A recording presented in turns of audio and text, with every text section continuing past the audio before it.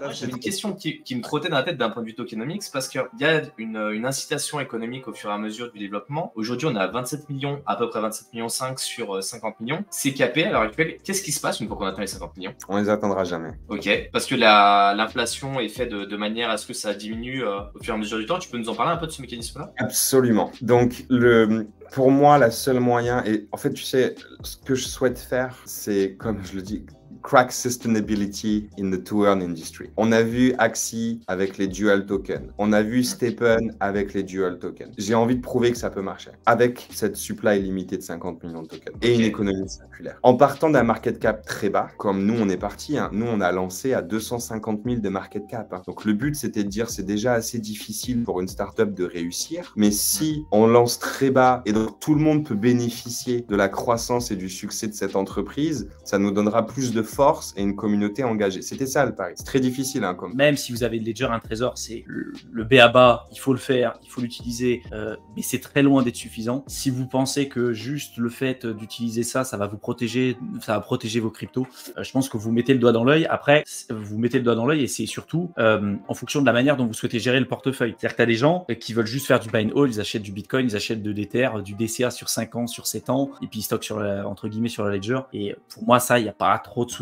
Si par contre, on veut commencer à aller plus loin, on veut faire de la DeFi, on veut aller utiliser des NFT, on veut utiliser plein de trucs, là, tu es obligé en fait de te protéger. Tu peux pas juste fonctionner avec que simplement ta Ledger ou même une Ledger. Enfin bref, il y a plein de moyens à prendre en compte, il y a plein de points à prendre en compte. Pareil, si demain, toi, tu es le seul dans ta famille à t'intéresser à la crypto, il t'arrive quelque chose, qui est capable de récupérer ton argent, si t'as pas mal d'argent en crypto, ce serait quand même dommage que ce soit perdu et que tes proches puissent pas en profiter aussi. Donc comment tu fais pour te protéger toi et léguer éventuellement tes fonds si t'arrive quelque chose, si tu perds tes capacités cognitives, tes capacités mentales, voire même si tu meurs, on le souhaite à personne, mais c'est un truc qui peut arriver. Je pense que pour reprendre l'histoire de l'arrivée des ETF là sur le dernier mois, le meilleur point de départ, c'est de prendre le piratage du compte Twitter, donc c'est le compte X maintenant, de la SEC, et de voir un petit peu ce que ça a engendré. J'ai trouvé un graphique qui a été fait par Rational Root, je trouve très intéressant. Alors c'est le chart du BTC contre le dollar américain, rien d'exceptionnel. Mais si on se positionne réellement sur le moment de l'événement qui a eu lieu de mémoire le 4 ou 5 janvier, j'ai plus la date en tête, on a à cet endroit-là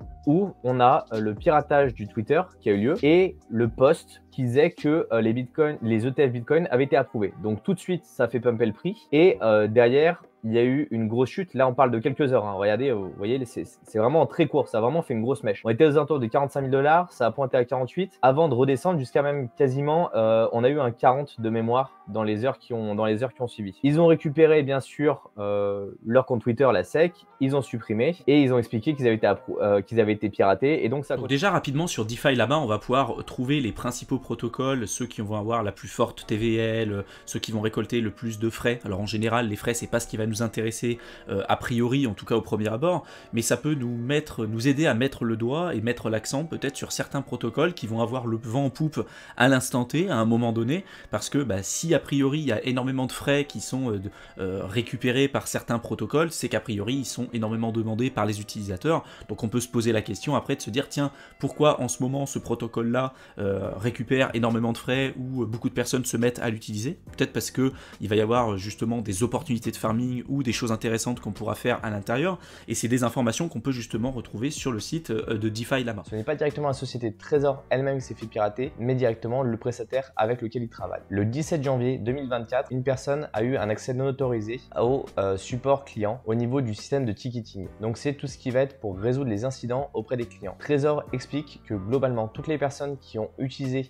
le support depuis décembre 2021 ont vu leurs informations fuiter, que ce soit au niveau des emails, que ce soit au niveau du nom par exemple, et potentiellement d'autres informations. Les mots de passe n'ont pas l'air d'être impactés. Je vais vous expliquer une grande différence entre les informations qui sont stockées en base comme des mots de passe ou par exemple un email. Je sais que beaucoup de personnes ne comprennent pas pourquoi il n'est pas possible de tout chiffrer dans une base de données. Tout simplement parce qu'un email, on a besoin de le voir affiché sur le support client pour pouvoir vérifier vos informations. Un mot de passe, on n'a pas besoin d'y accéder. C'est-à-dire qu'on peut l'avoir directement chiffré dans la base de données et quand vous allez vous authentifier, on va le chiffrer avant de le comparer à ce qu'il y a dans la base de données. Alors que l'email, on a besoin de l'afficher tel quel directement dans la page où la personne va vous aider. C'est pour ça qu'il y a des informations qu'on peut chiffrer et d'autres qu'on ne peut pas chiffrer.